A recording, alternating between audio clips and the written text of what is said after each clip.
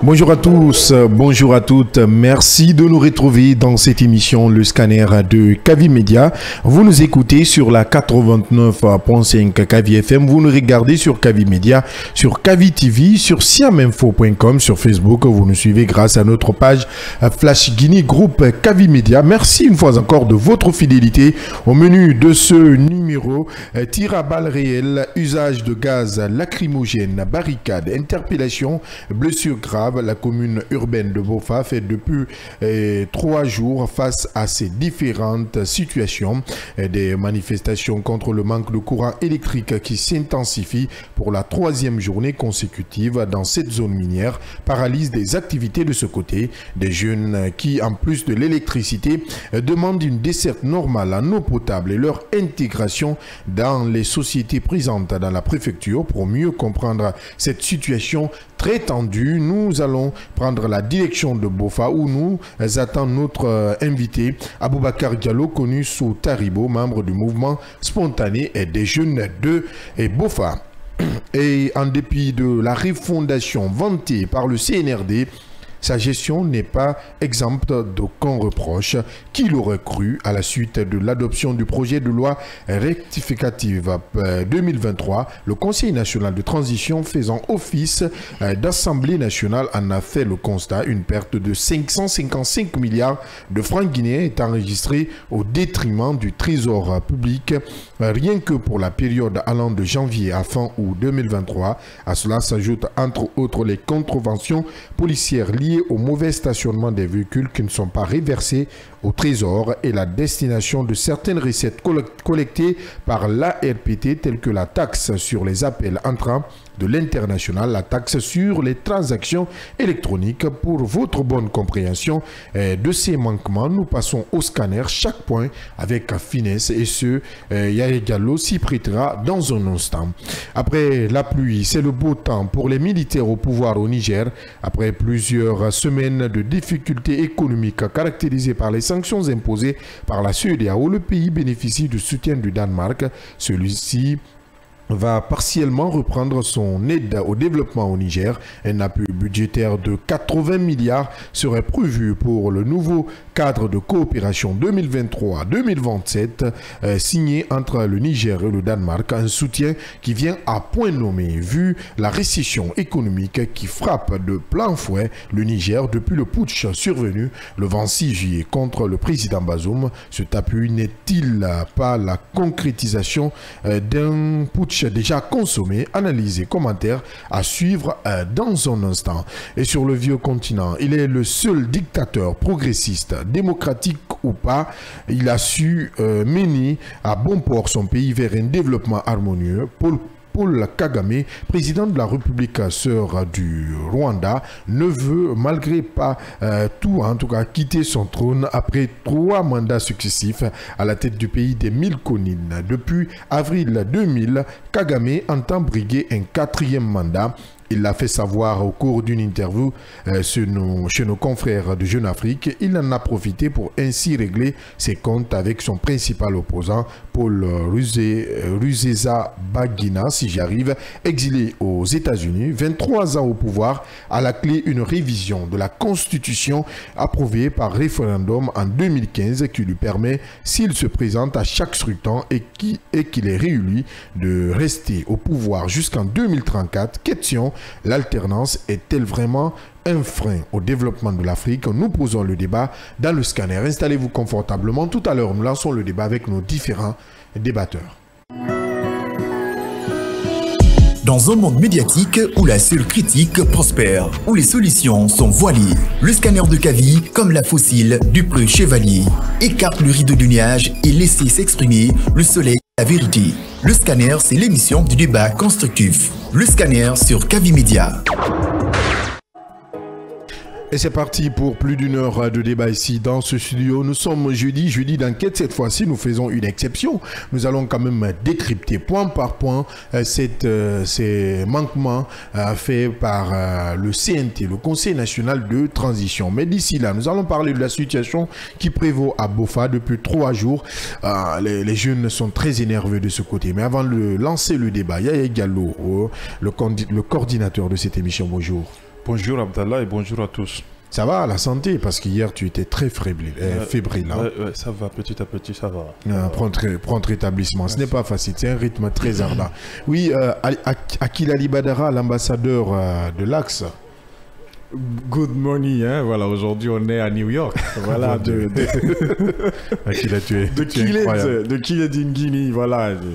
Cela soit rappelé parce que c'est très important. Les forces vives du côté de New York se préparent. Hein, voilà, ils ne veulent pas, selon mes informations, que le président passe devant ses pairs sans qu'il ne soit aussi décrié. Il décide d'hurler et puis de rappeler qu'en Guinée, ça ne va pas et que le colonel Mamadi Doumbouya ne soit défendre ses intérêts ou sa gestion en République de Guinée. Et là, avec ces images qui ne vont pas honorer la République. Mais il n'est pas le seul président qui est décrié. Je ne parle pas. Ton ami Omar Sissoko Ambalo a été décrié hier. Je ne parle pas de... Il faut se dire la vérité. Je ne parle pas de Mamadi Doumbouya, mais plutôt des forces vives. Ah, bien, ça je suis d'accord. Déjà, avec ces images... Aujourd'hui, pour une première fois, avec je suis d'accord avec toi. Ces images effrayantes des jeunes abattus dans les manifestations...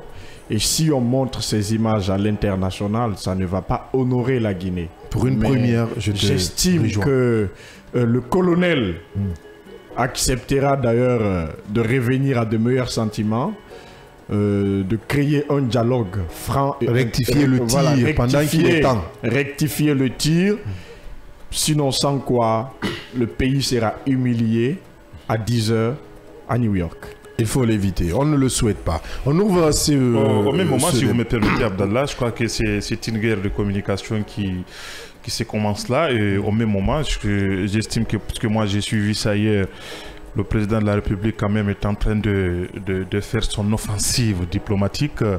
Il a rencontré le vice-président chinois.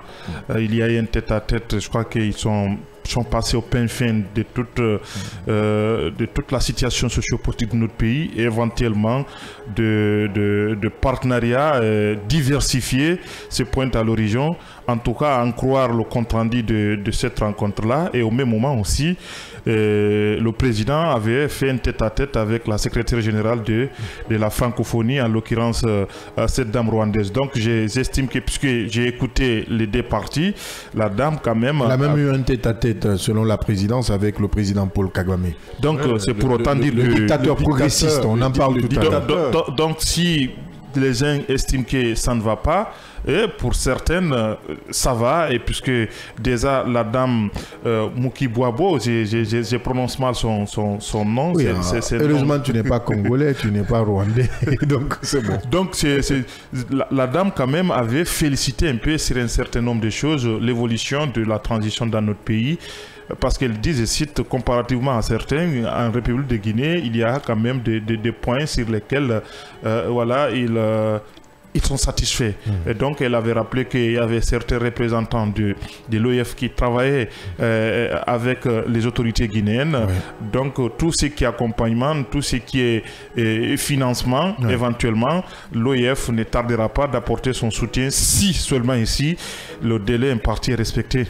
Bien, hein, c'est très important, il faut le rappeler. Parlons de ce sujet. Nous allons prendre la direction de Bofa, où nous attend notre invité, Aboubakar Diallo, qui est connu sous le nom de Taribo. Hier, la journée, elle a été très mouvementée de ce côté. En attendant que la réalisation puisse joindre notre invité, on a quand même vu des images hallucinantes. En tout cas, des images qui ne nous n'honorent pas. Hein, pourquoi pas, je vais dire, pour une revendication quand même qui est citoyenne.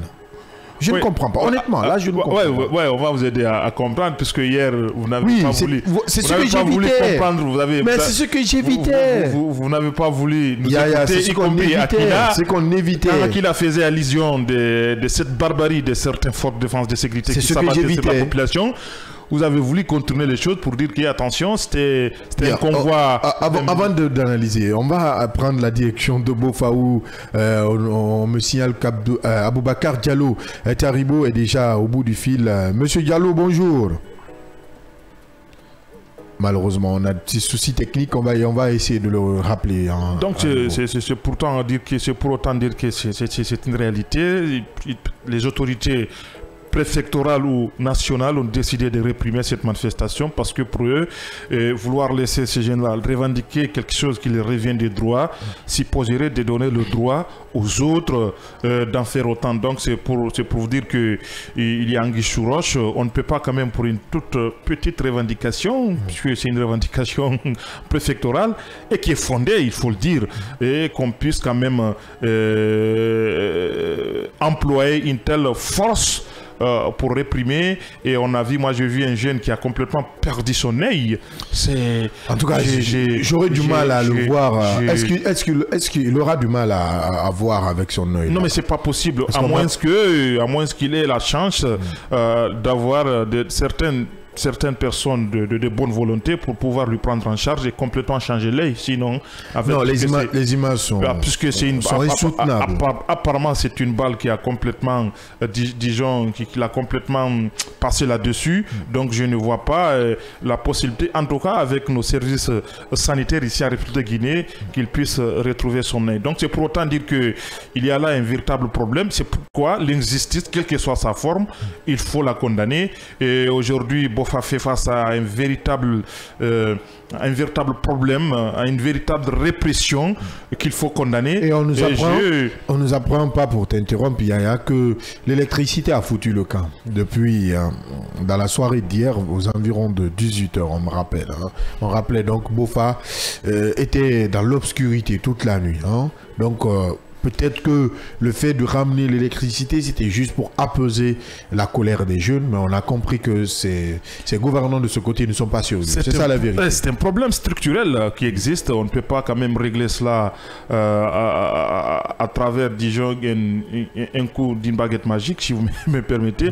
Donc c'est pour autant dire qu'il y a un véritable problème, mais puisque nos autorités, malheureusement, n'ont pas l'habitude d'écouter, pour comprendre les choses, parce que gouverner aussi c'est écouter son peuple. Forcément. Alors si on décide d'employer la force pour faire peut-être pour flanquer la peur sur ces paisibles citoyens, puisque c'est cela aujourd'hui, apparemment tout semble indiquer que nos autorités, qu'elles soient nationales ou préfectorales, ont décidé d'employer la force pour pouvoir faire taire ces jeunes-là. Je crois que c'est très mal inspiré c'est très mal inspiré de leur part de vouloir à tout bout de champ, face à des revendications aussi pacifiques, aussi légitimes, d'employer la force pour pouvoir imposer je ne sais quelle paix. Donc la paix aussi, ça suppose qu'on s'écoute. La paix suppose que s'il y a un certain nombre de revendications, que les gouvernants puissent les écouter, les examiner au cas par cas. Ce que la population peut en avoir, qu'on leur dise voilà ce que vous pouvez avoir maintenant. Le reste, nous sommes en train de voir au cas par cas, parce que nul n'ignore que nous sommes dans une période transitoire et donc il y a des problèmes de financement qui se posent un peu partout. Mais si on décide maintenant de réprimer dans le sang, il faut le dire, parce que on nous apprend, reste à confirmer qu'il y a eu certes, il y a un parmi eux qui a succombé à ses blessures, ça reste à vérifier. Une information démentie par le directeur préfectoral de la santé de Bofa. Il ne sera que le démentir. On verra bien. Parce que même le jeune en tout cas celui qu'on doit joindre tout à l'heure, s'il ne fuit pas cette interview, et il m'avait confié tard dans la nuit, aux environs de 0h du matin, qu'il n'y avait pas eu de mort pour le moment, que c'était juste des spéculations faites par la société civile.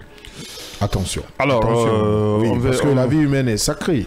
Aujourd'hui, on ne peut pas. Oui, elle est sacrée, mais accepter que monsieur, accepter que dans ce pays, dans d'autres pays, accepter que dans ce pays-là, la vie humaine est complètement Diallo est au bout du fil. Monsieur Diallo, bonjour. Bonjour, bonjour. Je rappelle que vous êtes Aboubakar Diallo Taribo, membre de ces jeunes manifestants du côté de Bofa, vous qui réclamez le courant électrique, l'eau et l'emploi. Expliquez-moi, monsieur Rabat fait meni ou fait Rabat fait dit, monsieur Otoro, Aroura ou mourir à Teyamunda Bofa.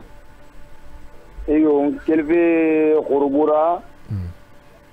Atani tefira mona baraji sa mona vera kata mohate soto mais gouverneur anon profera kate mane na fa ina mo baraji ba mona mumuno ma baraji badi a groupe na fafi mona mumuno ma baraji badi parce que te dangere ne mo rabi asiga buki na te nan jama gwen ne na ki motan na bi anu na mato Kedima, premier prophète de la Guinée, Bopanara, mais Tanaman Darnira. Donc, moi, on a barrage à Saïki, et n'a pas Sorira. On a sorti n'a pas crié, n'a pas les Maboula, n'a pas Rendi Boum, n'a Gazi Maboula Boulanaki, Movana Game Mawouli. Donc, Oro, n'a pas groupe de la Kelvira Kamsarina, n'est installé. On a manna Vladimir Mona, barrage bas. On a barrage bas, on a une sensibilisé qui m'a sous. Donc, au na zéro na moteur na coupé. Mais moi, je vais aller à côté, na technicien fafi. Donc, concernant na TF, na problème yati.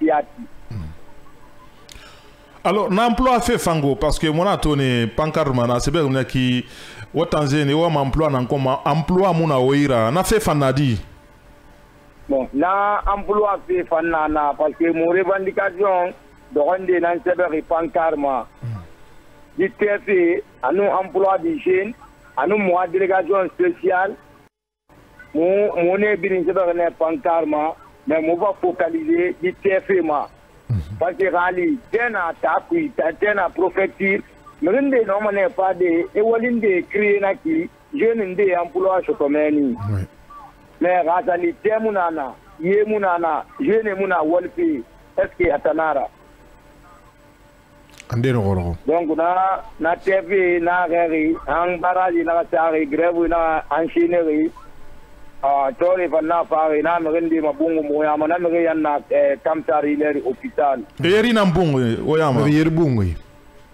Afololo imre sagan na mbungu. Dina kiring kama firing. Mena dina kiring nung kama kiring agbani na mona ne ibati kamsar. Uroge sege tifama eman na mre sagan mbungu kama firing dina kiring ne vanna kamsar. Mrinde nere moube américain mbara lagra. Est-ce que non dinana qu'est-ce que vous avez une information masto? Na mre fala na ya tibe na mulagra parce que ntane e khalifi tige sege akoji docteur iman na visite et to ge visitera manna ngunya na kanna test mana kalaban manna kalaban relere manna téléphone sekere ga sale ki mo manna tambleje man birina wayangi. Donc Mourio Moufar et Bofa, Sinde, Nerebil, Bal, Nerebil. Mais Nerebil Morono, est-ce que Bal n'est sourd ou bien gaz lacrymogène en des sourds? Bal, vrai Bal n'est sourd. Bore, Kamakere na Mbunguru, na Bungu Motana ne tire Moboro Setima, et na Bunga Tabina Ma, téléphone na poste, téléphone bidding et borne. Donc, Finkari Timaneura, excuse-moi, juste cette question. Donc, Finkari Timaneura tire des sommations mal. Parce que la bala tabé sur. Mais tu courir des Finkari tire même rira à Boula. Non, parce qu'à Soura tabé na ma. Awa, on fa na wakati na ramaiki bofa tafa na di. Bofa ta na di. Est-ce que hanya kantagbele et tire na tafa na di wona wakati na ramaiki? Wona warenve wakati na ramaiki kantagbele tang haite atakubi mais population tambara rekile sindi. Parce que la population est en train de ngoma. A moteur bara daga na gorubura hansier, oro abara tourner, hanzero era abara couper, et là un technicien na favé, mon technicien de mer a rapa, alco erreur na rapa arrangé. Ora et mon arrangé de tout en qui matinama moment ba chamane. Ora maro nginde kui. O naran findiri ora première autorité c'est de Bakising. O mise makor ngiyat yak mise ma wa manatanga masige Roma aura autorité ma biri belerema mise roni wa ma yat ah parce que mon avenir franchement est un muting mo ma faladi muting mo ma faladi parce que l'emploi des jeunes filles matou atano ma fera na ramba nara mais razali na population na andorona a population vo afina rangong atamutin nara ete wolama donc wa matanga kenna na ma parce que mo maliri feu na mer nana ki asana bo famille ni ka na irebetene ana kona tiri fo finde na ba famille na ki afafa ana pe man ni fe bara tu amambilen kona tiri donc yo ma fala fe ne mu babara baranta nara so ma bo fa wa ma ro malheur na re ouais alors finde na ba lo ga dese fe ba famille na ki o permali sacrifice de la famille na ki afa ana assisté nan bara tu amambile donc to na ya mère muna bofa non di na mère muna bofa ça veut moi bebo to mère muna bofa hein. On va disposition Tongo. Bon, quand je dis disposition, où l'être CB ministre de l'administration du territoire, parce que à ta mère nana qui il relève du ministre de l'administration. On a tagira babe quoi fait dangi fekina bofa mabirimeni. Avant même le ministre, il y a le gouverneur. Moubara na kedi CB. Je ne représenté Barasien, Sali Barasien, Guinée Barasien, Naziga Profecture, Nagur Bouki, Avarzi Avarsa ministre, Navamba Dangi 3 ou 4 ou 5 mois fait là, Nakedi sa ministre Lira, mais Haïtou, c'est mon retour de dama. Et Moussa Sefala Obe? Et Moussa Sefala Moube, délégation Taribo fen bravo tango mato nde o ma fala mahali mer kisimuna mbaburi nara kono nanon di tanfo ngana di fala kisinkere rakato mube bo fakana mura kono fo ngai di tanfala kising donc tout temps parce que ntan kising moy kolo na kolo bange bang balay na yi travaux de na amuno mana bangi babade akil bo fakki rumma ya ma rumma toto nde o rumma fala fi ah bon dileri on faut programme où m'a fallu parce que nana nabe en réalité parce que visionnaire na be allez là où m'a fallu na emploi faire à cacher mon idée non où m'a fallu dit parce que on société tadi allez si attirer là-bas allez papier mon cacher terri et que la commune a caché naiti et mon m'a validé. Donc tout au amené. En principe, il est maire mounana, mouma falama mounana. Donc on a délégation spéciale dans ma comme maire betanangoma. Moi, parce que l'élection m'a dit. Donc la délégation spéciale n'a pas encore moi mairie non mon fonctionnaire de Tina. D'accord.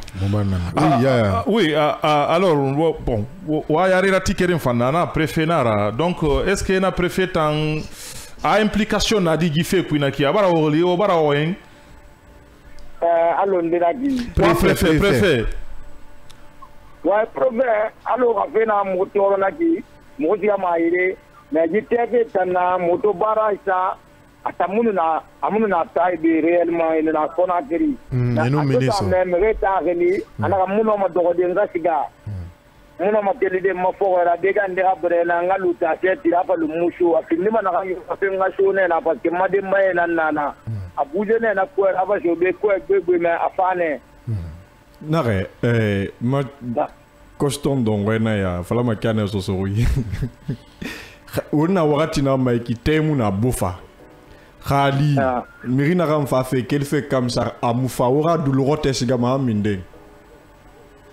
Ah, la qu'elle veut comme ça, c'est sûr, à femme n'est passée, et bien, en Gali. Anu lama rasho bena quoi na man na guru mais terra sige buma motan dan moi personnellement no baraso mais dimmi na kamini na baraji sa atoza na miri mana ire amanna bilin kola bu agere kola bu ne ileri subrovera na kola bu ta seni na mo gele ga yije sege na o baraji ba den de technicien nan ngire be ki alko abule ga ya za moteur man de pane kirina mona ok problème mona parce que tant mo tanara mo tetanara mo nda skilera abuja pa mo baraji ba mona baraji ba donc mo do arrivé nan sanna ava dépannage là-bas wara manifestation ku taribo non dina na wo mu yire kana wo mu woto kana wo mu ou attaquer Merima Kosibile famuso bange kwera rashe kana. Barrage tout ça. Dede mukana kunemu woli abako folo de l'air nare. Kunemu woli dega yo muraba. Mais sori rafa pi eva bla era so woto da ndi portera. Lene tangue même wona ne woto de parabrise kanagane.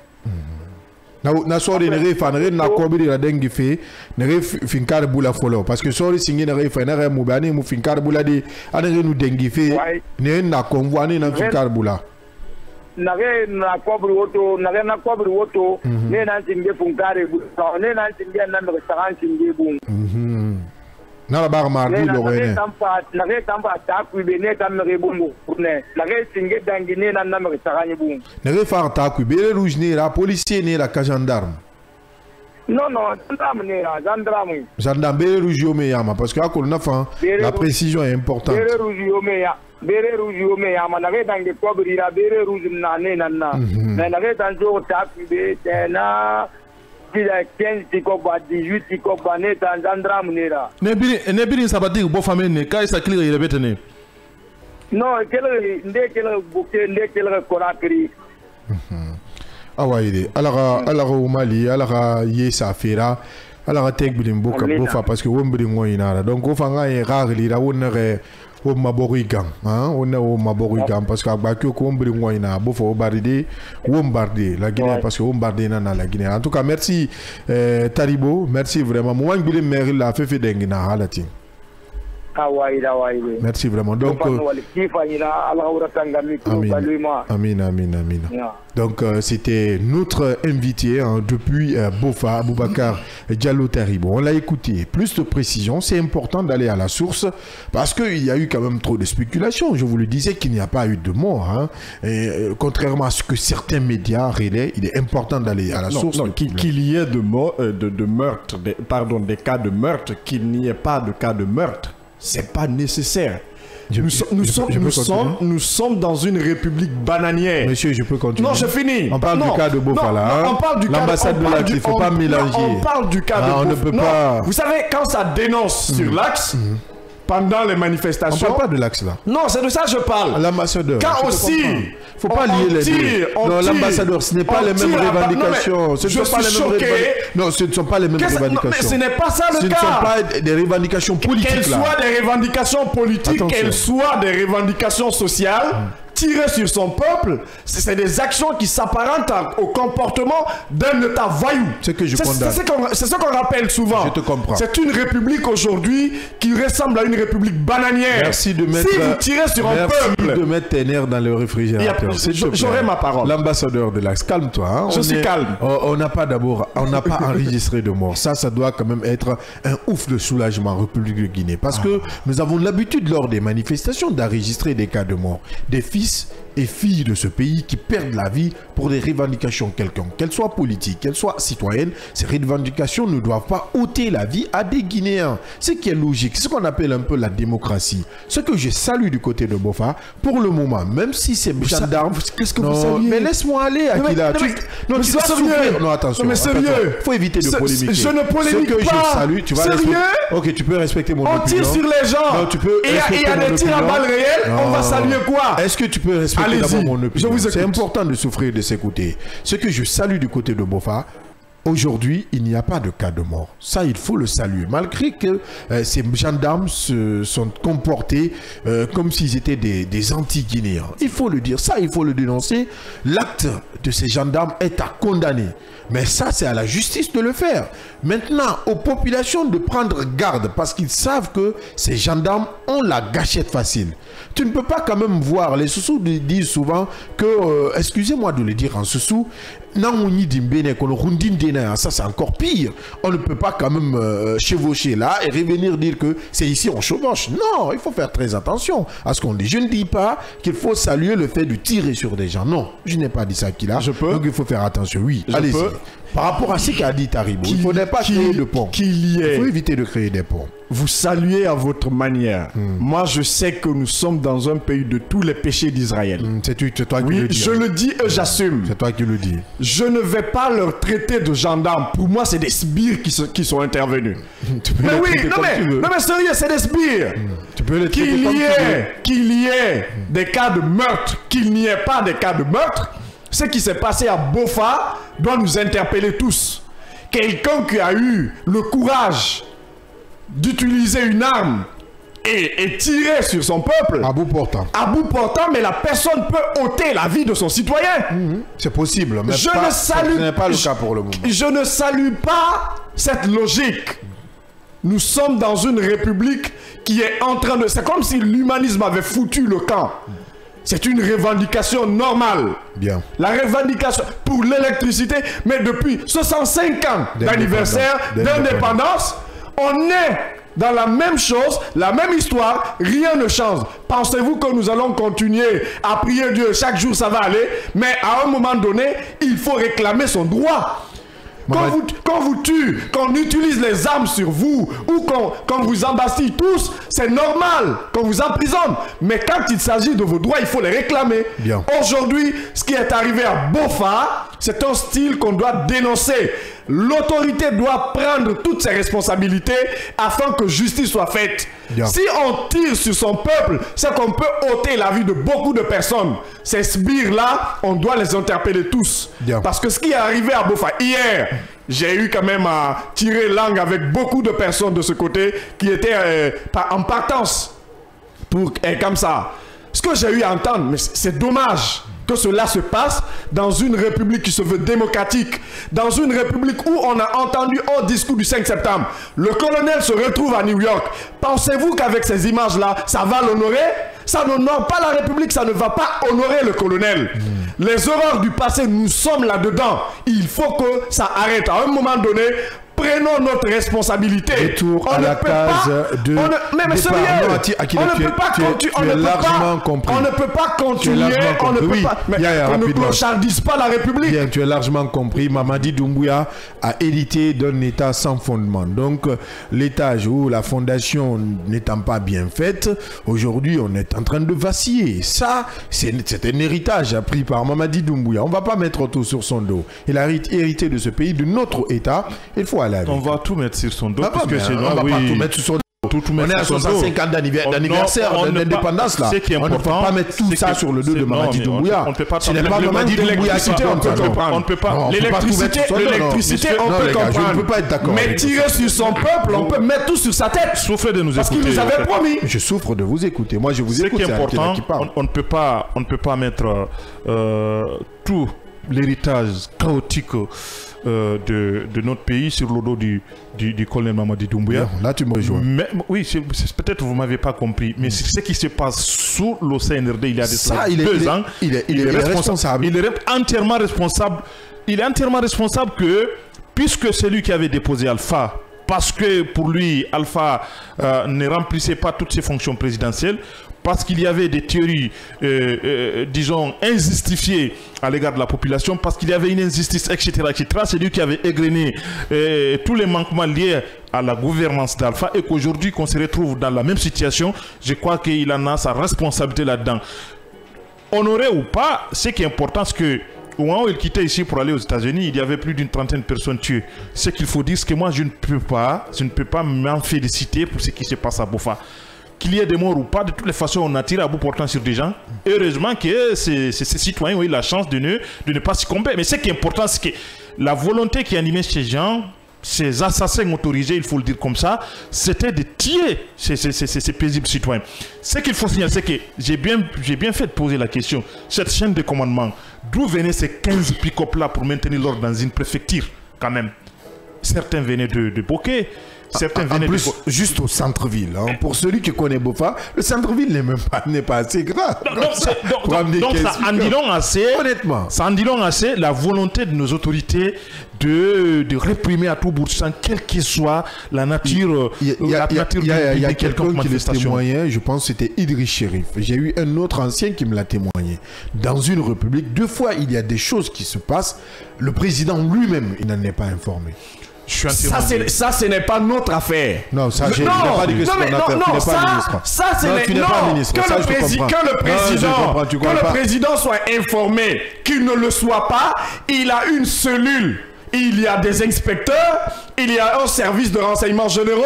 Si le président n'est pas informé, ça c'est pas notre affaire. S'il en était, qu'il prenne toutes ses responsabilités. Parce que là, il sera appelé devant l'histoire. Ce qui se passe encore une fois de plus à Bofa, surtout à Bofa, ça dépasse l'entendement. Qu'on arrête de tuer son peuple. Son peuple, on doit protéger. À un moment donné, non, on t'a écouté. Non, mais sérieux. Non, mais tu peux pas chaque fois ça, mixer, sinon on sera obligé de couper ton micro. Je sais que c'est la dictature qui marche en Guinée. Aujourd'hui, c'est cette dictature. Aujourd'hui, je vais l'imposer. C'est mieux. Allez, Yaya. Je préfère qu'il me traite de tous les noms. Non, aujourd'hui, je vais accepter ce nom. Je vais être un dictateur progressiste comme Paul Kagame. Si ça peut faire évoluer le débat. Oui, Yaya. Oui, c'est vrai que le chef ne peut pas être au courant de tout ce qui se passe dans son pays à un certain niveau. Mais écoutez, quand il y a des cas de mort, forcément il est informé. Ouais. Et quand il est informé, s'il n'est pas d'accord, mais il revient à lui de prendre toute sa responsabilité, de diligenter une enquête pour trouver ou situer les responsabilités dans tout cela. Si cela n'est pas fait, eh bien, qui ne dit rien consent. Donc acceptons que ce qui se passe par endroit est consenti par le plus haut sommet de l'État dans notre pays. Et c'est ce qui est déplorable dans notre pays. Donc le colonel doit prendre à bras le corps cette donc c'est pour autant dire que, puisque les jeunes ont déjà écrit il y a longtemps au gouverneur et au ministre Mori Kondé pour qu'ils puissent trouver une solution à cette situation, ce qui n'a pas été le cas. Et la réponse, c'est cette répression-là. Ouais. Donc c'est pour autant dire que il y a un véritable problème, de gouvernance. Et s'il y a des problèmes, il faut quand même essayer d'examiner, de voir et de s'asseoir. Pourquoi ne pas inviter ces jeunes-là pour dire attention, voilà la situation économique de notre pays. On ne peut pas faire face à toutes ces revendications, mais voilà ce qu'on peut faire. Évidemment. Je crois que cela pouvait quand même rassurer les gens. Eh bien, ils sont dans une préfecture, et d'ailleurs, il a rappelé, c'est la première préfecture de la République, hein, ou l'une de première.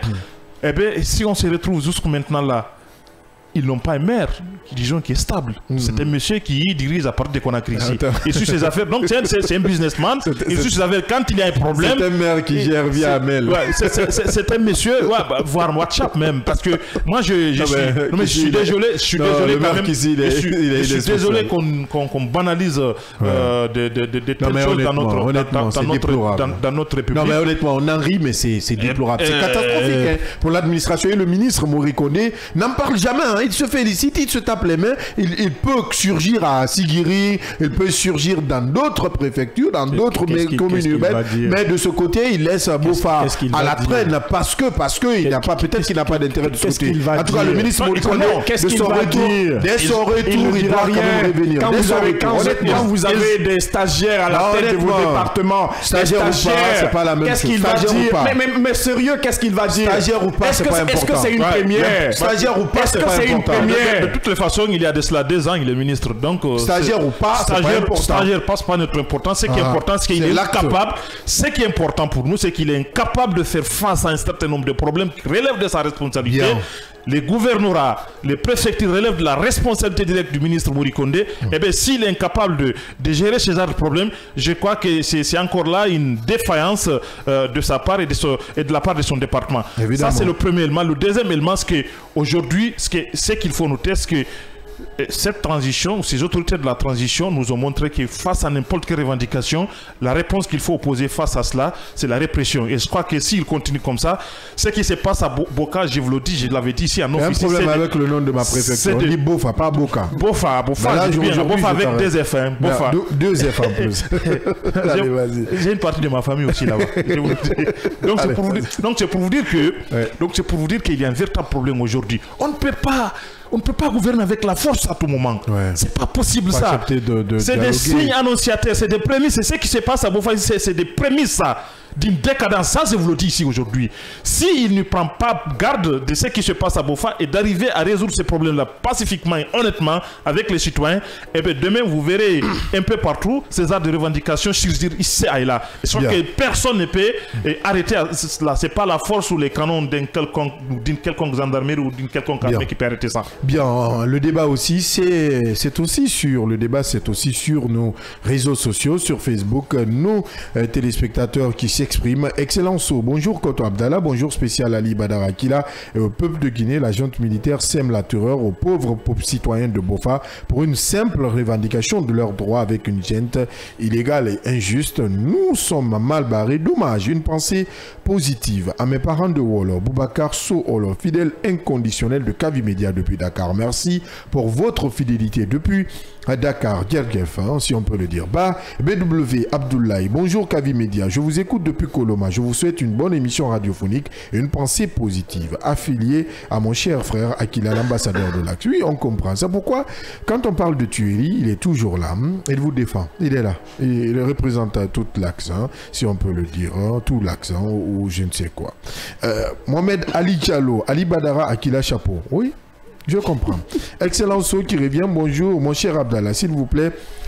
Saluez les gendarmes. Qui donc vous saluez les gendarmes qui tirent à la population? C'est que vous faites à ce qu'on soit blessés. Non, je n'ai pas compris le message, honnêtement. Je n'ai pas compris. Excellence, si vous revenez, ça peut vraiment nous aider. Ali Badara qui nous écrit depuis le Maroc. Force à vous dans votre émission. Merci, cher ami Ali Badara qui nous suit depuis le Maroc. Continuez avec vos différentes réactions. Nous, on va avec cet autre sujet. C'est une lecture qui sera faite tout à l'heure par notre enquêteur en chef, Yaya Diallo. Il va décortiquer, comme je vous l'ai annoncé au sommaire, les différents manquements signalés par le CNT, Conseil national de transition, suite à la présentation et adoption du projet de loi de finances rectificative 2023. Oui, Yaya Diallo, on en parlait hier. Aujourd'hui, on était obligé, actualité oblige, on revient là-dessus. L'adoption du projet de loi de finances rectificative 2023, le Conseil national de transition déclare ou dénonce une perte de 55 milliards de francs guinéens enregistrés au détriment du trésor public, rien que pour la période allant de janvier à fin août 2023.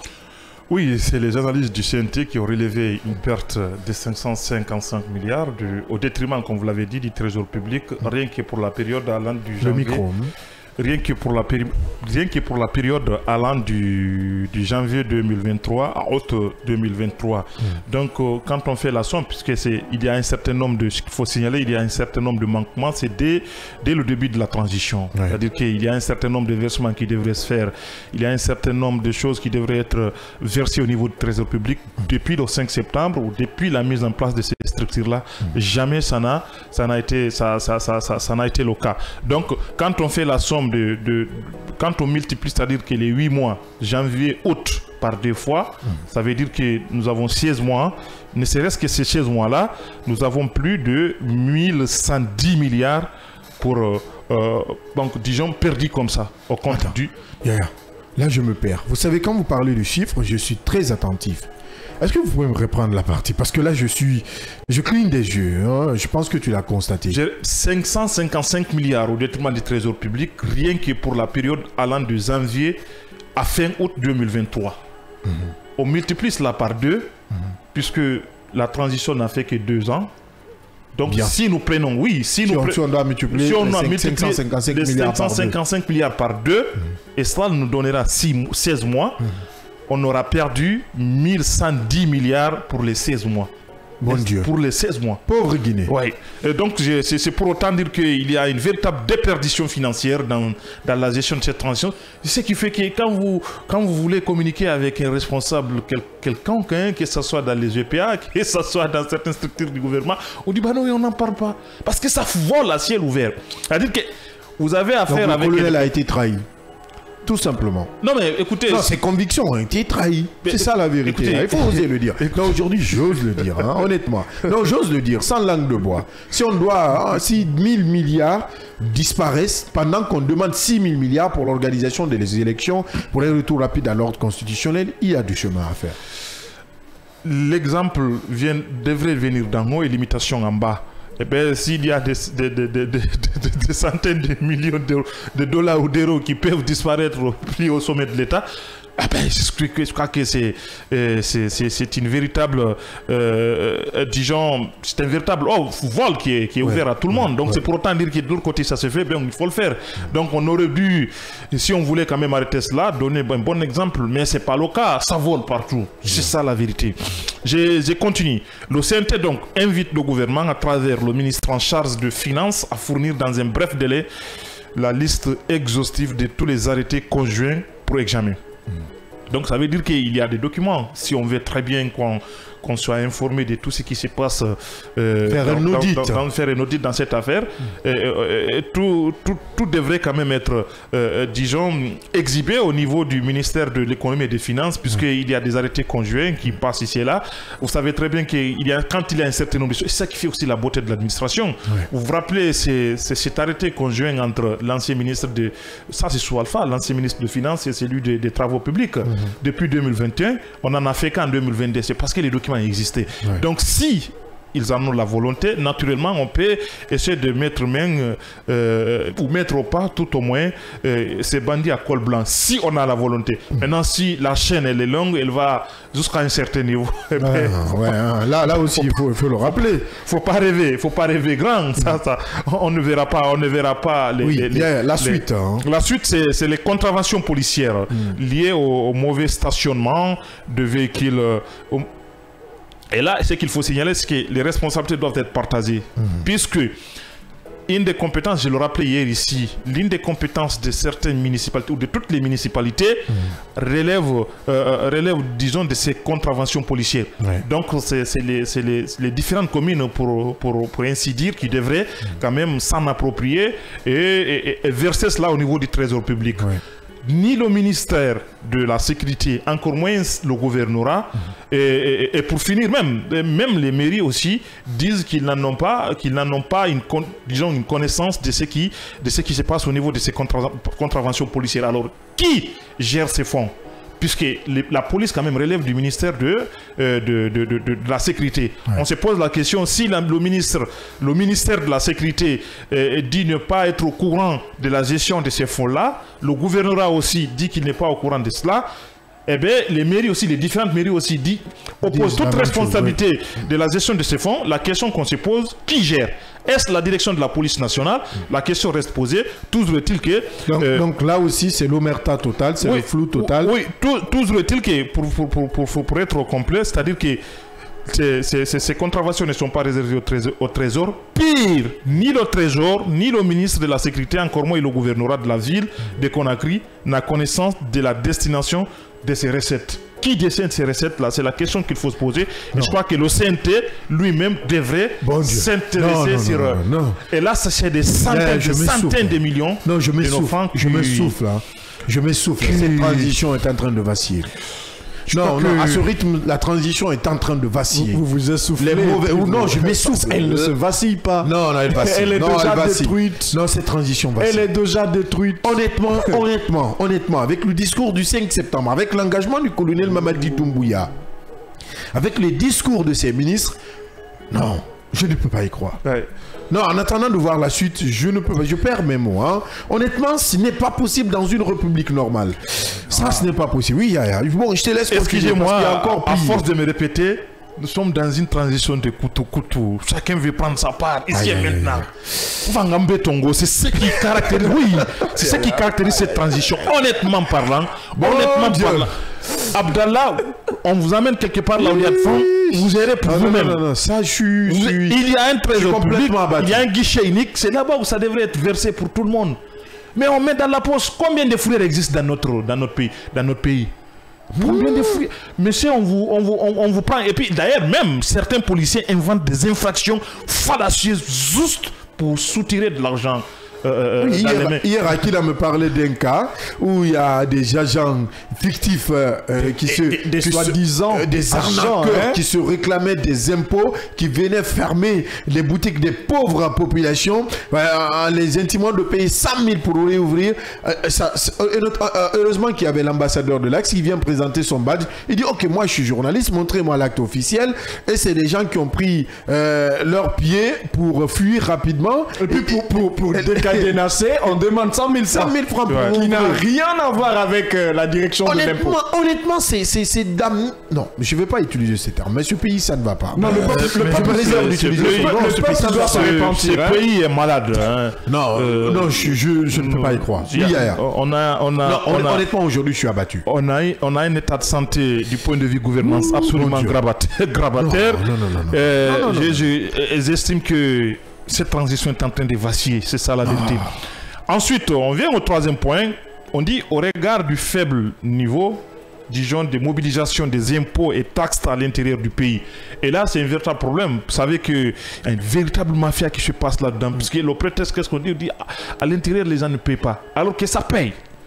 Les taxes et les impôts à l'intérieur, ça paye. Mais puisque ce n'est pas digitalisé, eh bien, 80% de ces taxes et des impôts prélevés dans les mains de ces citoyens sont dans les poches de certains gens. Enfouis dans les poches des bandits à col blanc. C'est eux qui empochent, ils mettent dans leurs poches et puis voilà. Et puis on dit non mais ça paye pas.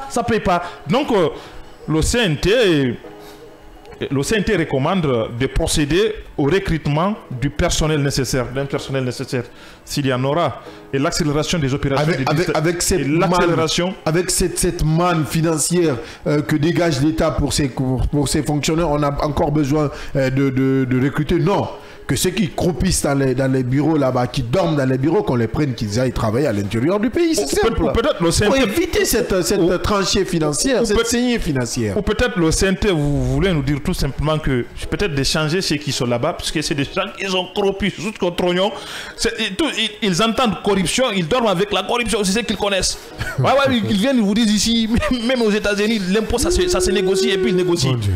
C'est pourquoi j'aurais bien voulu qu'on ait un certain nombre de maires ici pour qu'ils nous expliquent convenablement on essaie quand même comment les choses se passent. On essaie d'avoir. J'y étais au niveau de la mairie de Matam. Le maire n'y était pas. J'étais à Dixie. Et celui-ci aussi n'y était pas. Donc je crois que s'il faut même aujourd'hui, il faut qu'on essaie d'y passer. Non, évidemment, il faut aller fouiller de ce côté. Il faut comprendre ce qui se passe de ce côté. Ça ne va pas en Guinée. Ça ne va pas. Oui, on essaiera certainement, soit cette semaine ou la semaine prochaine, d'avoir un conseiller du côté du CNT qui va aussi rentrer plus en profondeur, au-delà de ce que vous expliquez. Oui, un spécialiste naturellement, quelqu'un de la commission finance qui comprend bien les chiffres, et quelqu'un qui a participé à la rédaction même de ces recommandations. Donc, partant du constat de la faible, donc disons de la baisse considérable, j'en viens, de la taxe liée à l'opération, à l'exportation, excusez-moi, du peu de l'or artisanal, ayant entamé une baisse des recettes de l'État et disons, et tenant compte du fait que plus de 70% des exportations sont soutenues disons par cette catégorie d'extraction. Le CNT recommande de revoir la taxe de l'exportation de l'or de $50 par kilogramme, exporté à 0,5% de sa valeur pour le projet de loi de finances 2024. Par ailleurs, pour finir cette question, parce que il y a un véritable problème. Vous savez, au niveau de l'exportation de l'or, il y a un véritable business qui se passe là-dedans. Bon, peut-être, je ne sais pas s'il y a un gars de Chigri ici, vous êtes des Bofa, certainement, vous pouvez nous expliquer comment ça se passe, mais il y a une véritable mafia qui se passe là-dedans, puisque ceux qui font l'extraction... Le seul bémol est que Tigane Koïta n'accepte pas de communiquer, sinon de ce côté, il allait nous expliquer un peu comment se passe cela, mais rien n'est impossible. On va essayer de joindre néanmoins le secrétaire général de l'UNOG, l'Union nationale des orpailleurs de Guinée, qui va quand même, on va le rencontrer, qui nous explique un peu comment se passe la procédure. Parce qu'il est important de faire ces recommandations, mais il est d'autant important pour nous, journalistes, d'aller fouiller, à rencontrer les personnes ressources, les personnes directement impliquées dans ce processus. Comment se fait-il que si plus de 70% des exportations sont soutenues par cette catégorie d'extraction, j'en viens, dès lors, et qu'on est incapable, disons, d'exporter, disons, à 0,5% de sa valeur pour le projet de la loi de finances 2024. Donc c'est pour autant dire qu'il y a une véritable perte qui se passe là-dedans. Mais la responsabilité, c'est qu'il y a des acteurs là-dedans. Il y a beaucoup d'acteurs de la transition qui sont impliqués au niveau de l'exportation de l'or. Oui, ce qui fait que... plongés dans leur paillage.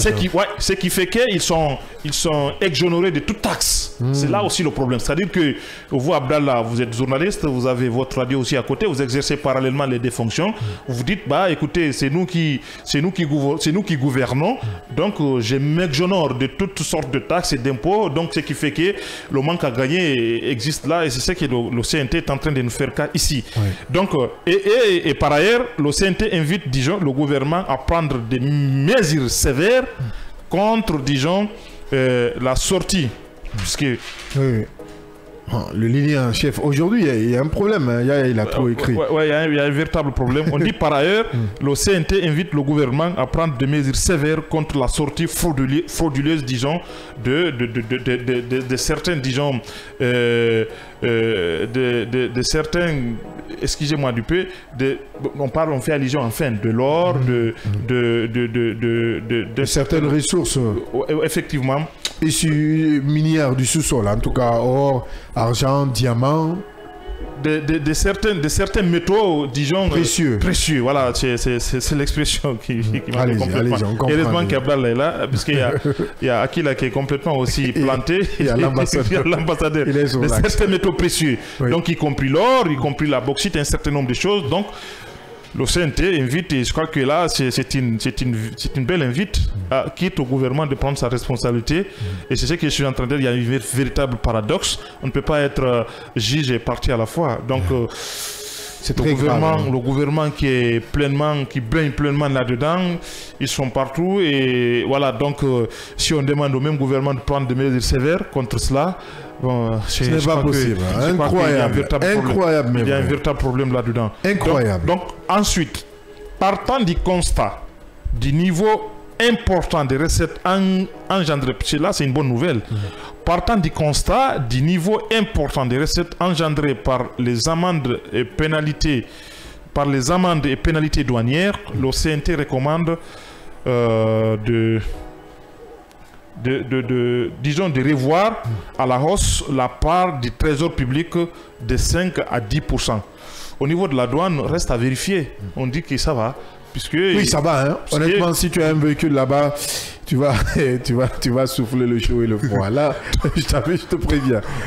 Donc, si tu veux un véhicule, achète à Conakry. C'est mieux pour toi. C'est mieux, mais si tu dois dédouaner, attends-toi à 20 millions. Hein, parce que je sais la catégorie de véhicules que tu aimes. Voilà, donc c'est cela. Oui, et c'est cela. Non, honnêtement, si c'est 4x4, attends-toi à 20 millions. Et là-bas aussi, puisque, bon, je ne sais pas si le CNT est allé beaucoup plus en profondeur, il y a des véritables magouilles qui se passent là au niveau de la douane.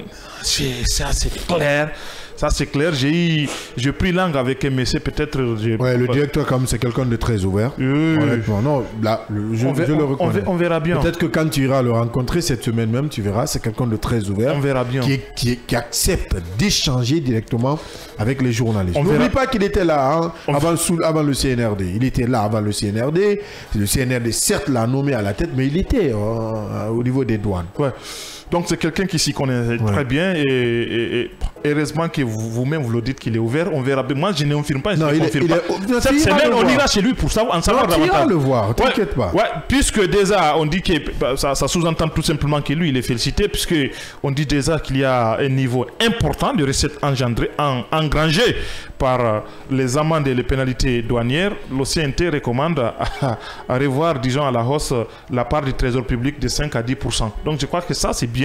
Et on verra bien en attendant. Donc ça veut dire que on rehausse encore le niveau des recettes douanières. Allez, La population, c'est pour ceux qui ont des véhicules, pour ceux qui ont des conteneurs, commencer à préparer. Oui, c'est ça, c'est ça. Si on doit rehausser, attention, si on doit rehausser de 5 à 10%, là, il y a des problèmes. Oui, mais ce qu'on veut dire, c'est que le CNT recommande de revoir à la hausse la part du trésor public. C'est ce que je dis. Mais la part du trésor public, c'est-à-dire que c'est la part du trésor public... On enlève ça dans les recettes douanières.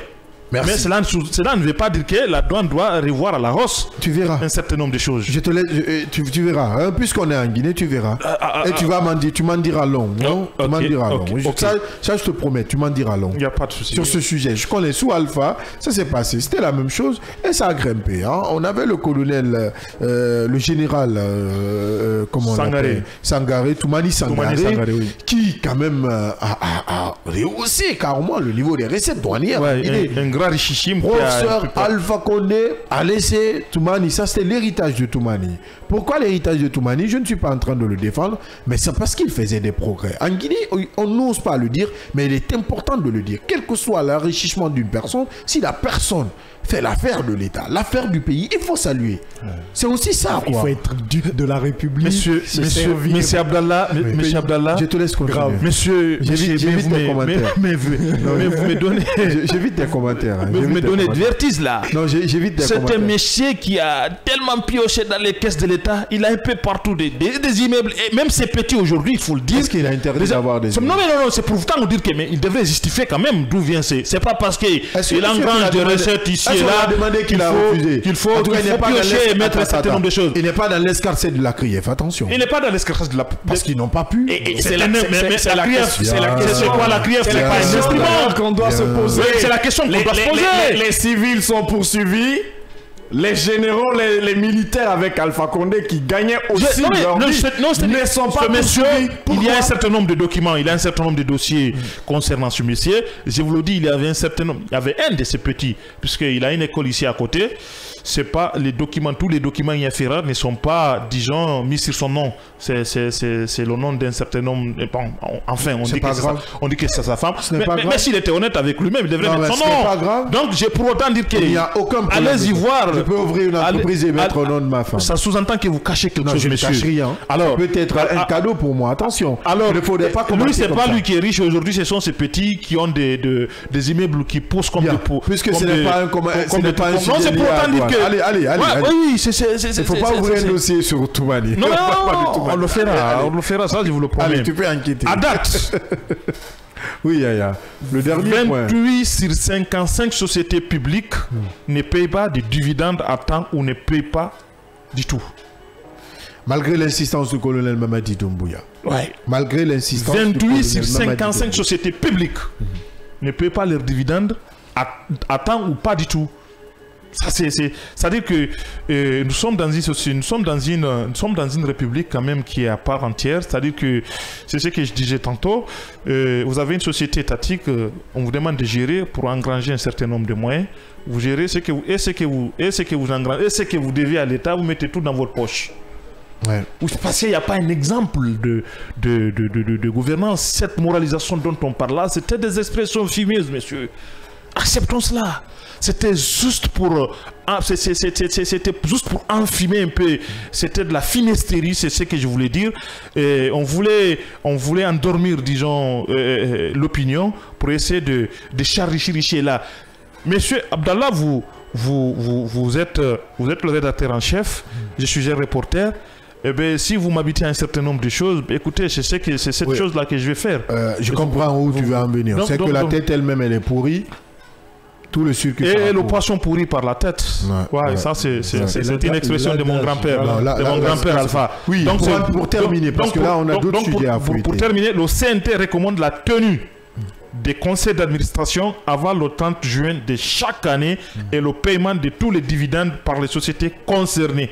D'ici là, la loi des finances initiale, disons 2024. Le CNT invite à cet effet les présidents des conseils d'administration à fournir à la direction du portefeuille de l'État et des investissements privés le procès verbal des conseils d'administration portant sur le partage des dividendes avant leur virement dans le compte unique du trésor public. Bien. Donc c'est pourtant dire qu'il y a de véritables problèmes puisque les conseils d'administration, vous en connaissez très bien, vous êtes un administrateur, vous connaissez très bien comment ça se passe. Ces conseils d'administration en connivence avec certains DG de certains EPA, il y a ce qu'on appelle une alliance tacite qui naît. J'ai dénoncé ça. J'ai mené des enquêtes. J'ai mené des enquêtes à ce propos. Je sais de qui naissent entre eux, ce qui fait que tout semble des pots de vente très élevés, des rétrocessions à un certain niveau, ce qui fait qu'on vient, quand il s'agit de fournir des rapports, on fait un semblant de contrôle. On est d'accord parce que mauvais. La magouille se partage entre eux. Non, voilà, donc il n'y a pas à vérifier. Et si vous-même vous êtes pleinement impliqué là-dedans, vous baignez là-dedans, écoutez, on vous dit d'aller faire ce qu'on appelle un contrôle. Vous savez déjà que vous-même, vous avez réussi votre part. Qu'est-ce que vous allez dire là-bas de mauvais? Rien. On va aller avec cette gouvernance est malade. Évidemment. Pour finir, donc, c'était la lecture très détaillée de ces manquements faits par le CNT. Le CNT, quand même, qui a souligné beaucoup de scandales. Un scandale dans la gestion du CNRD ou dans la gestion des différents administrateurs du pays. Il faut y revenir et on essaiera quand même d'avoir un conseil national pour en parler de nouveau. C'est important, c'est un sujet très important. On va aller avec quelques réactions avant de passer à ces deux autres sujets liés à l'actualité africaine. Abdoulaye Gibril Diallo qui nous écrit sur notre page Facebook. Bonjour mon cher Omo Abdallah. Bonjour à vos collègues journalistes, particulièrement à Akila, journaliste du bas peuple. Ce qui s'est passé à Bofa est très grave. Notre pays a besoin d'un chef d'État qui est à la hauteur des besoins, il voulait écrire, de la population. Sinon, comment peut-on comprendre que depuis presque une semaine, que la population de Bofa est dans la rue et pour des raisons d'électricité dans la cité? Djibril Diallo depuis la Côte d'Ivoire, précisément à Saint-Pedro. Merci à tous les auditeurs et téléspectateurs, à tous ceux qui nous suivent en général du côté de la Côte d'Ivoire, précisément à Saint-Pedro. Cet SMS d'un auditeur, je ne sais pas pourquoi ça tombe sur mon numéro. Allez, on va éviter ça. Après, les numéros officiels seront donnés dès la semaine prochaine pour laisser vos différentes réactions. D'ici là, nous, on marque une petite pause et derrière, nous parlons de la situation en Afrique. Et oui, si je parle de situation en Afrique, précisément du Niger qui souffle le froid après plusieurs semaines de chaud. Et nous irons aussi au Rwanda où Paul Kagame décide de briguer un 4e mandat. C'est tout à l'heure après cette courte transition. Dans un monde médiatique où la seule critique prospère, où les solutions sont voilées, le scanner de Kavi, comme la fossile du preux chevalier, écarte le rideau du nuage et laisse s'exprimer le soleil et la vérité. Le scanner, c'est l'émission du débat constructif. Le scanner sur Kavi Média. Dans un monde médiatique où la seule critique prospère, où les solutions sont voilées, le scanner de Kavi, comme la fossile du preux chevalier, écarte le rideau du nuage et laisse s'exprimer le soleil et la vérité. Le scanner, c'est l'émission du débat constructif. Le scanner sur Kavi Média. Dernière ligne droite de cette émission, le scanner. Vous faites bien de nous rejoindre sur Kavi Média, le média du développement sur la 89.5 Kavi FM. Nous émettons depuis Yimbaya. Vous nous regardez sur Kavi TV, sur Kavi Média, sur siaminfo.com, un site que je vous recommande vivement pour les dernières informations, les scoops. Vous pourrez en tout cas cliquer Siam Info, info avec s.com et vous aurez toutes les dernières nouvelles du pays, d'Afrique et du monde entier. Nous parlons de cet autre sujet. Après la pluie, c'est le beau temps pour les pushistes nigérians, il faut le dire, nigérians, s'il faut le dire, nigérians. J'y arrive. Après plusieurs semaines de difficultés économiques caractérisées par les sanctions imposées par la CEDEAO, le pays bénéficie du soutien du Danemark. Celui-ci va partiellement reprendre son aide au développement au Niger, un appui budgétaire de 80 milliards qui serait prévu dans le cadre d'une coopération allant de 2023 à 2027. Mais question, est-ce que cet appui n'est pas la concrétisation d'un putsch déjà consommé du côté du Niger? Oui, Ali Badara qui l'a. Non, ils étaient obligés et je crois tout pays humainement parlant doit aussi se mettre dans cette posture parce que si cela n'arrivait d'ailleurs pas au bon moment. Les Nigériens allaient s'entrebouffer parce que la souffrance, elle était là. La récession économique, elle gangrénait le pays, je crois, et surtout avec le Danemark qui a décidé d'accompagner le Niger, c'est important. Parce que si vous voyez, vous regardez la façon aujourd'hui par laquelle ce pays est géré, vous avez pitié. Non, c'est difficile. Voilà, c'est difficile. Il y a du le volume, hein, parce que là, ça nous gêne. Vous avez pitié de la population. C'est pourquoi d'ailleurs je demande, j'interpelle surtout les pères de la CEDEAO d'essayer de revoir certaines parties de ces sanctions pour que ce peuple puisse se doter d'une très bonne alimentation. Déjà, le pays il est désertique. En plus de ça, en proie au djihadisme. Exact, en proie au djihadisme, c'est aussi important de le rappeler. Mais également, les banques sont fermées parce que beaucoup de banques actuellement au Niger sont fermées à cause de ces sanctions. Un pays dépendant des aides aussi extérieures. Exactement, et surtout de la BCAO. Ouais. C'est là où le problème va se poser. Est-ce que si le Danemark décide de bloquer des fonds pour le Niger, parce que forcément il faut que ça passe par la BCAO, et ça c'est la CEDEAO qui gère. Est-ce que l'argent reviendra à qui de droit? C'est pourquoi d'abord à la junte de mettre son orgueil de côté, de mettre son arrogance de côté, d'essayer une fois de plus, même si ça ne va pas prospérer, mais de tenter au moins d'approcher la CEDEAO, de discuter avec les pères de la CEDEAO. On sait que le divorce entre Bazoum et son pouvoir est déjà consommé. Bazoum ne peut plus être président pour le moment au Niger avec la transition, mais Bazoum peut aussi être une bonne utilité pour cette transition, parce que là on parle de Bazoum.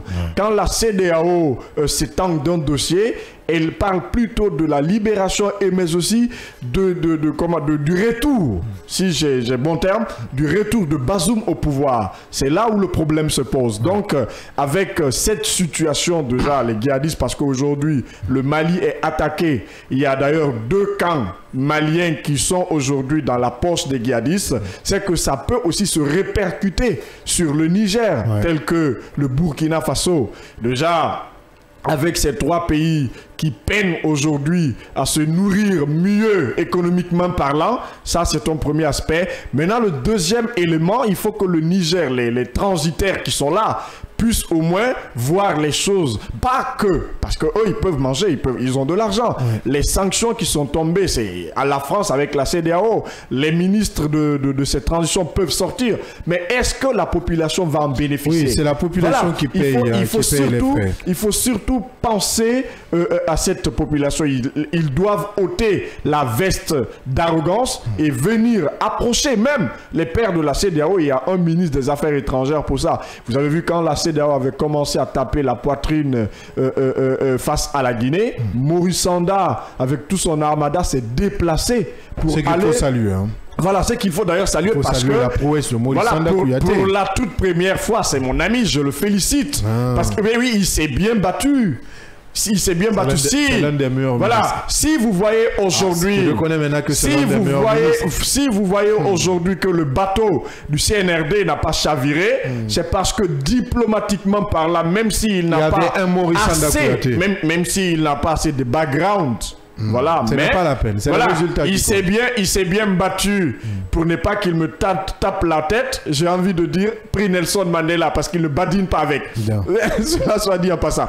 Maintenant, le Niger, il faut qu'ils essayent de revoir la situation. Pas que pour eux, mais la population. Cette récession économique joue sur le Niger.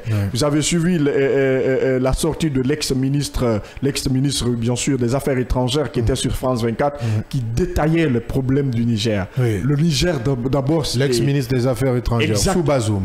Sous Bazoum, exactement. Ça prouve à suffisance que ça ne va pas au Niger. Mais il faut au moins avoir cette pitié aussi pour la population. Pour le Mali, c'était le cas. Les femmes ont manifesté quand Macky Sall s'est rendu à la Mecque pour Oumra. Elles ont demandé à ce que la CEDEAO revienne à de meilleurs sentiments, que la CEDEAO lève les sanctions aussi qui jouent sur le pays. J'interpelle la CEDEAO, si rien n'est fait pour le Niger, si l'argent du Danemark, ce qui est débloqué, n'arrive pas, l'aide humanitaire du Danemark n'arrive pas à bon terme, mais finalement les Nigériens ils vont souffrir, ils vont s'entrebouffer. Oui, Yaya Diallo. Écoutez, on est en train d'intenter un procès en sorcellerie contre la CEDEAO. Ce qui est important, c'est qu'il y a un groupe de putsch des maîtres autoproclamés du Niger qui ont voulu, disons, augmenter la souffrance ou accentuer la souffrance ou la pauvreté sur cette population. Oui, c'est cela. Moi, je n'accuse personne. La question qu'on se pose, puisqu'on parle du Danemark, on parle du Danemark, posons-nous la question, qu'est-ce que le Danemark pèse? Le Danemark avait cessé déjà son aide après le coup d'État. Pourquoi le Danemark reprend? C'est une suite logique. Vas-y, Yaya. C'est une suite logique, c'est une question d'intérêt aujourd'hui. Ah bon? Oui, vous savez, après tout ça, les États-Unis aussi sont revenus petit à petit parce qu'on nous avait présenté cette base militaire qui semblait être, disons, de trop et qui pour les États-Unis, disons, enfin, c'est quelque chose qui coûtait cher aux États-Unis. Donc, vouloir, disons, parler de revers de la main tout cela et quitter, et ça allait coûter assez cher aux États-Unis. Donc, raison de plus, les États-Unis ne pouvaient pas quitter. Est-ce vrai ou pas? Derrière tout cela, ce que je sais, c'est qu'il y a des intérêts géopolitiques qui se cachent. Mais ce qui est évident, c'est qu'aujourd'hui, le Niger a des problèmes avec la France, le Niger a des problèmes avec la CEDEAO, le Niger a des problèmes avec l'Union africaine et le Niger a des problèmes avec presque le monde entier parce qu'un président démocratiquement élu est déposé sans aucun motif valable, c'est ça la vérité. Les motifs ont été évoqués. Mais c'est des motifs mais infondés, monsieur. Acceptez cela. C'est les mêmes motifs en Guinée. Oui, c'est non, c'est un peu différent. Oui, il y a une petite différence. C'est presque les mêmes motifs en Guinée. Au Mali, ça a été la même chose. Au Burkina Faso. Non, mais il y a une différence. Il y a une véritable différence. Premièrement, d'abord, nous ne sommes pas confrontés à un problème sécuritaire. Deuxièmement, Bazoum n'a pas fait un coup d'État constitutionnel. Donc, autrement dit, un troisième mandat. Qu'est-ce que tu appelles coup d'État constitutionnel? Oui, je sais que Koro a fait ici. Vous avez fait organiser des élections, il est passé. Qu'est-ce que tu appelles coup d'État constitutionnel? C'est ce que mon grand-père avait ici. Donc, il a fait un coup d'État constitutionnel. Et bien, je crois que le colonel Doumbouya avait tous les arguments possibles de justifier son putsch.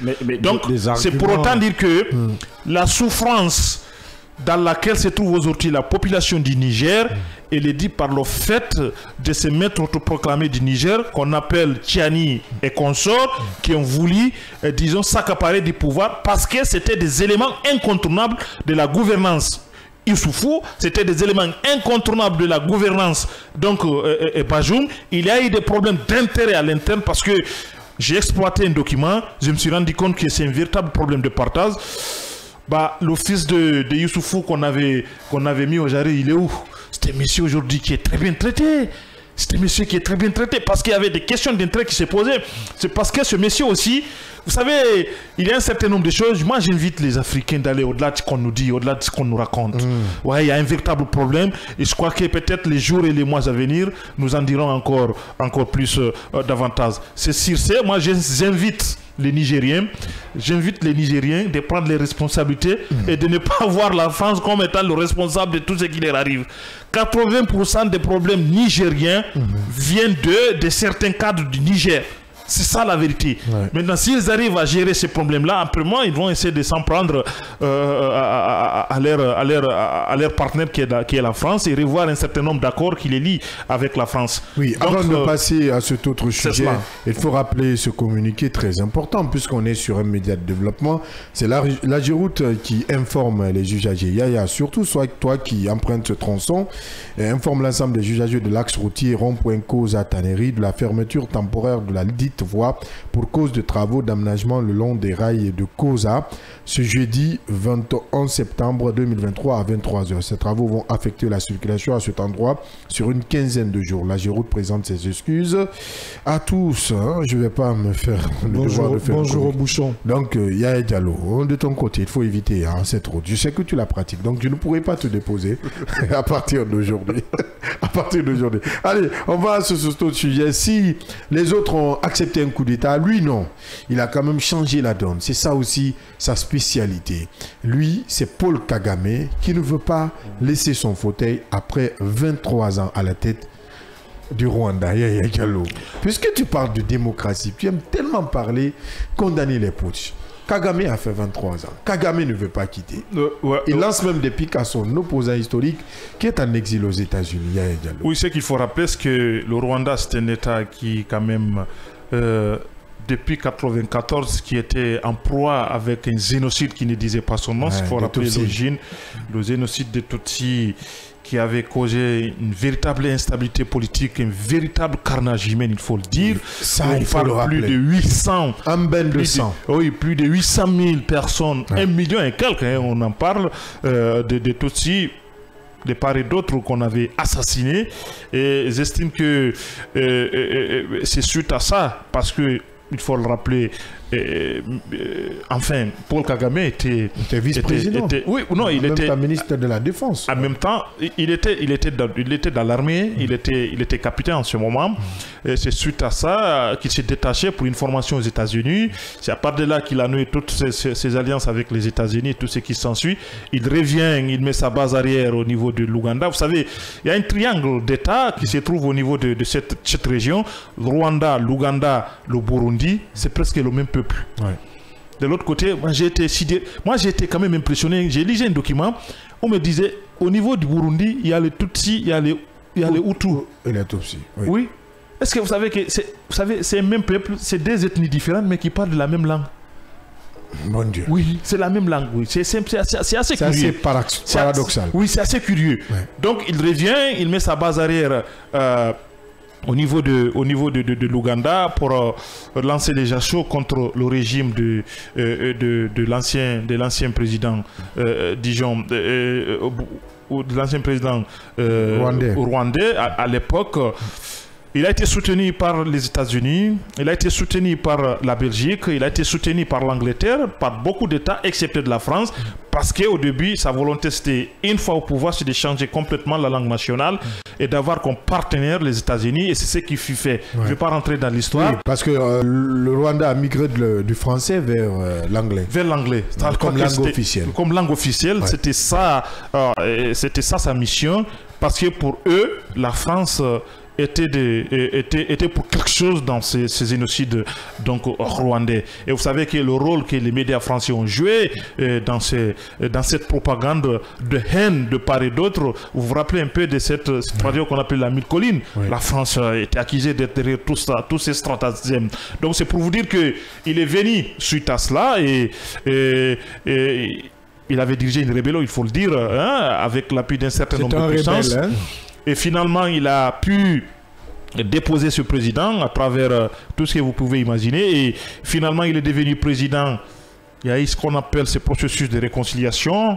Il est venu au pouvoir, il a fait un mandat, 2 mandats, 3. Le 3e mandat, je me rappelle cela, parce que cela a été sanctionné par référendum. Eh bien, Paul Kagame avait voulu quitter le pouvoir. Il avait dit qu'il voulait quitter le pouvoir. Mais après cette annonce, on avait vu plus de 2 millions de Rwandais qui pleuraient et qui disaient que dès que Paul Kagame quitte le pouvoir, ils vont quitter le Rwanda. Moi, j'ai vu ça. Moi, j'ai vu ça. Justifie la non, ça passe pas. Vous me permettez? Ça glisse, non, ça glisse. Mais ça glisse pas. Non, vous me permettez? Tu es en train de condamner. Non, je ne suis pas en train de condamner. On parle de 23 ans. Messieurs, vous me permettez? 23 ans. Vous me permettez? Allez-y. Vous me permettez? Allez-y. Je vous laisse faire votre grand oral. Il y a ces Rwandais qui ont quand même manifesté leur désarroi face à cet éventuel retrait du Paul Kagame sur l'échiquier politique, parce que pour eux, c'était le Messie.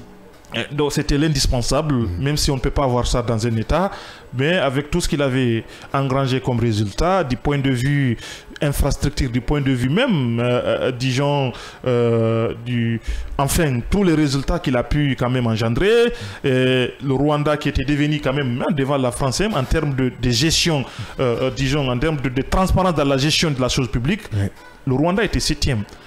Oui, devant beaucoup d'États, y compris même la France. Hein. En termes de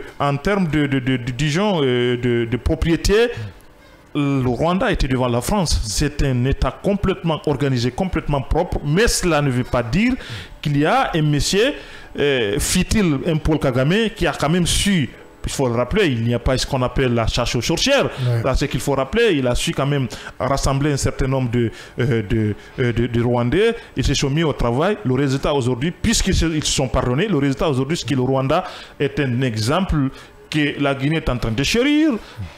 Alpha Condé ne s'était pas empêché que c'est un bon exemple qu'il faut suivre. Mamadou Doumbia, je crois que c'est un de ses mentors. Donc je pense que si nous voulons, nous aussi, il faut emprunter cette même voie. Cela ne veut pas pour autant dire que si son mandat arrive à échéance, s'il y a d'autres Rwandais, et c'est ça aussi la grandeur de l'homme, s'il y a d'autres Rwandais qui peuvent prendre Edi Nora, qu'ils préparent ces gens-là pour qu'ils puissent être à côté et les accompagner pour qu'enfin nous sortions dans cette situation. Donc tu n'es pas d'accord avec un 4e mandat de Paul Kagame? Absolument. Ben, ça je comprends. Avec tout ce détour, finalement tu nous rejoins. Oui, Ali Badara Akila, rapidement. Merci. 4e mandat successif. Merci de transformer le Rwanda en un paradis. Mais c'est un paradis. Mais Paul Kagame n'est pas... Non, le Rwanda, non. Paul Kagame... Non, ça glisse. Merci. Le Rwanda est un paradis. Mais c'est mon temps d'antenne. Oui, comparativement à la Guinée, comparativement au Sénégal. Allez-y. Paul Kagame n'est pas un bel exemple en matière de démocratie. Est-ce qu'on a besoin de démocratie pour développer nos pays? Dans un pays où la liberté d'expression n'est pas respectée, où les médias privés n'existent presque pas, où les opposants ont pris la poudre d'escampette parce qu'ils demandent l'organisation d'une élection à part Paul Kagame. Sans Paul Kagame. Sans Paul Kagame. Merci de me prêter l'expression. Aujourd'hui, il s'arrête devant une tribune. Il dit, parce qu'il se croit homme dur comme fer. Il est dur comme du fer. Qu'il va en insultant même l'Afrique. Mais oui, c'est dire 4e mandat. Attention. Dire je vais me présenter pour un 4e mandat, c'est une manière d'insulter. Quand Alpha Condé a demandé un 3e mandat ici, vous avez crié à Ue et à Dja. Nous avons crié à Ue et à Dja. Aujourd'hui, il y a un président qui demande un 4e mandat. On a vu des présidents. Ils ont crié Dja. Des Paul Biya qui sont des éternels présidents. Angela Merkel avait 5 mandats en Allemagne. Ça ne tient pas. Ça ne tient pas. Non, c'est pour votre information. Pas. Alors transformer le Rwanda en un royaume. Il y a des progrès, monsieur. Mais ce n'est pas ça le cas. Il y a un progrès. Pourquoi quand j'ai vu... Tout ton rêve, c'est d'y aller et y rester. Oui. Aller où? Ouais. Il faut dire. Tu es mauvais. Tu es mauvais. Voilà. Paul, qu'est-ce qu'on cherche sinon que le mieux-être? Paul est un dictateur. Il faut le reconnaître. Un progressiste. Qu'il organise des élections. Un dictateur qui fait des prouesses. Qu'il organise des élections. Attendez. Accepte quand même de le dire. Il n'est pas le seul. Le Rwanda est un modèle de réussite. Il n'est pas le seul. Le peuple rwandais ne sait même pas ce qu'il veut. Oui, mais oui, non mais sérieux. Pendant combien d'années? Tu as chaud aujourd'hui. Pendant combien d'années au pouvoir? On va remonter on va baisser. On va baisser la climatisation. Vous allez comprendre. Et qu'on me dise qu'en Guinée, il y a un homme appelé Mamadi Doumbia qui a pour exemple Paul Kagame. Non, c'est ton dit. On parle de Paul Kagame pour un 4e mandat. Mamadi Doumbia n'a rien à voir. Si vous prenez mais attendez, quand même, tout ce qui se fait, c'est politique. Le pôle n'existe pas. La transition est politique. Oui, le pôle n'existe pas. Non, le pôle entre Mamadi et Paul n'existe pas. Ça existe. Non, on ne crée pas de pôle. Mais c'est son exemple. Tu as perdu tes mots. Non, c'est son exemple. Est-ce que tu as perdu tes mots? Je n'ai pas perdu de mots. Allez, on comprend. Je n'ai pas perdu de mots. 4e mandat ou pas? Je ne suis pas d'accord. Si j'étais un Rwandais, si j'étais un Rwandais, j'allais choisir la prison. On va aller rapidement parce qu'il nous reste 30 Si j'étais un Rwandais, j'allais choisir la prison. J'allais dénoncer cela. Parce que 4e mandat, mais quand même bon sang. Il fait des prouesses. Ce n'est pas ça les prouesses. Il développe le Rwanda. Quelle prouesse? Est-ce qu'il y a nécessité de... Est-ce qu'il n'y a pas un autre opposant aussi qui pourra faire mieux que lui? C'est ça le problème africain. Quel problème africain? Son opposant qui est aujourd'hui aux États-Unis était un opposant historique à Lansana Conté. À l'issue des élections passées, son opposant avait eu 3%, monsieur. Je n'en dis qu'on vient pas. Voilà. Je n'en dis qu'on vient pas. 4e mandat, c'est trop. Bien.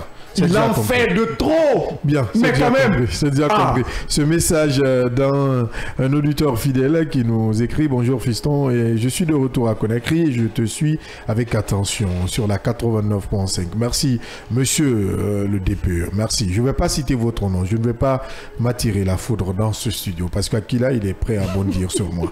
Allez, merci Akila Libadara, l'ambassadeur de l'AC. Merci. Merci Diallo. Merci de m'avoir requinqué. Tu étais très mal portant. Oui, ça va. Et finalement, ça commence à aller petit à petit. C'est ça aussi le scanner. On t'a passé au pays fin.